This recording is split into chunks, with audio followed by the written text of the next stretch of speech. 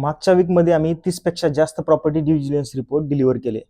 त्यातल्या एका रिपोर्टबद्दलचं धक्कादायक सत्य मी आज तुम्हाला सांगतो. एका बिल्डरने त्याच्या कात्रज मधल्या प्रोजेक्टमध्ये एवढा मोठा फ्रॉड केला की अक्षरशः लोकांचे पैसे पाण्यात गेले. धक्का त्यावेळेस बसला ज्यावेळेस कळलं की रेराने बांधकाम परवानगी न बघताच रेरा नंबर देऊन टाकला.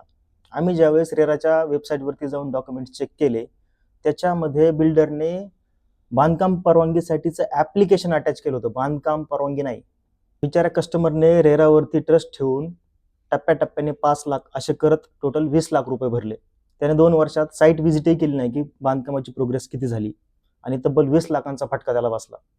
त्यानंतर रेराने प्रोजेक्ट हॉल्ट केला, म्हणजेच बंद केला. SBIने देखील 20 कोटीची फ्रॉड केस दाखल केली, कारण का 20 कोटींचं कर्ज घेतलं होतं बँकेकडून आणि EMI भरले नाहीत. या सगळ्यामध्ये बिचाऱ्या कस्टमरचे 20 लाखांचं नुकसान झालं. आता तुम्ही मला सांगा, याच्यामध्ये चूक कोणाची? बिल्डरची, कस्टमरची की रेराची? कमेंट करून सांगा. धन्यवाद.